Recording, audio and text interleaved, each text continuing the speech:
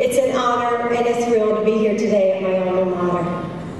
Just 3 years ago, I was sitting right down there where you are, and it was one of the best days of my life.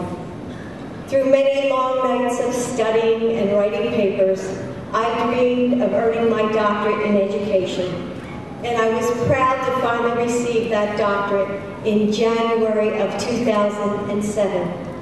I will never forget walking across this stage and having my husband Joe hand me my diploma. I was looking forward to Joe being with me today as I delivered my first commencement speech at a major university, the university he loved so much. As many of you know, we lost Joe's mom yesterday. And we thank all of you that you have kept us in your thoughts and prayers this week. She was an amazing woman, and we will miss her tremendously. Education was one of the values that my mom treasured the most for herself and for her children. I will never forget during my own commencement ceremony when we were coming home, and we were going down our driveway, and Mama was the first one to proudly point to the sign that said, "Welcome to the home of Dr. and Senator Biden." I know that none of you will ever forget this day, your day, nor will you forget those who have supported you, your proud mothers and fathers, sisters and brothers, husbands and wives, grandparents, and family and friends. So I feel truly fortunate to be here with all of you, and I want to wish each of the graduates my heartfelt congratulations. I know all the hard work that you did to get here, and you did it, and you deserve a round of applause.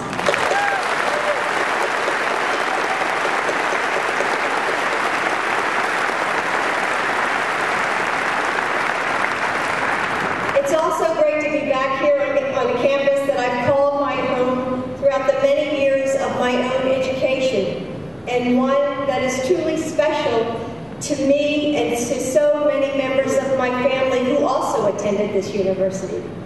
As an undergraduate, I can remember riding my yellow bike all around campus. I remember running to English classes in Memorial Hall. I remember feeling especially moved by Lou Arena, one of the many professors here on campus who sparked my lifelong passion for teaching.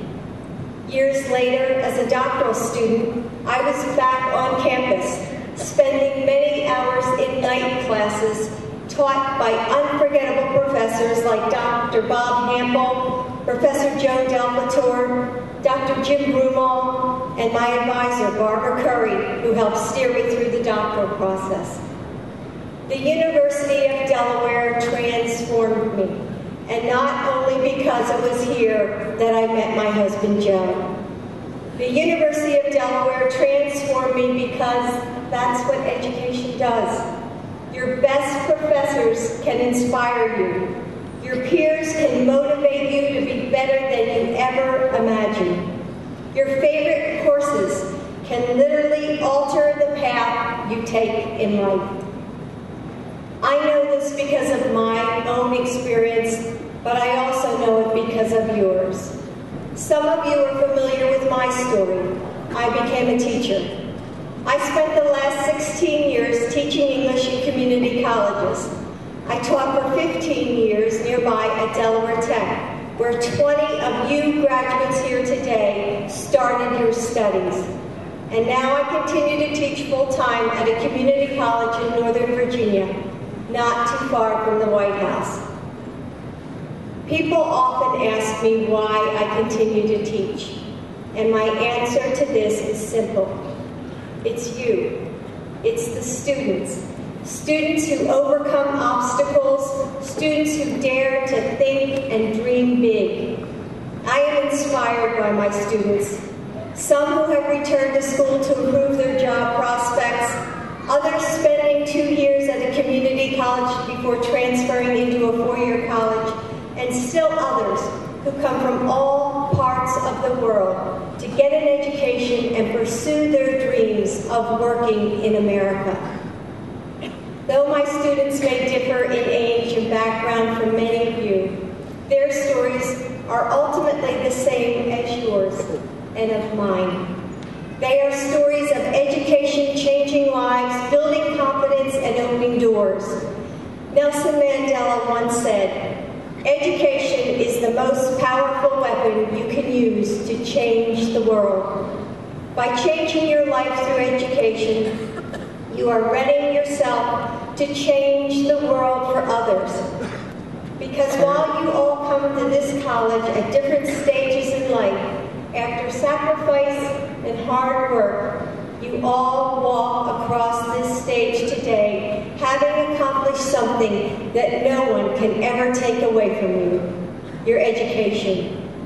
And now, graduates, it's your turn to pass on that priceless gift. I have no doubt that each and every one of you has the power to mentor and inspire our future generations of business leaders, artists, statesmen, and scientists. You can do whatever it is that you love, and by mentoring and volunteering outside the classroom and in your community, you can inspire others to love that something else too. Your mentorship can be formal. You can teach others through one of the many great programs like Teach for America, or it can be informal, as simple as finding neighborhood students to work with every Friday afternoon.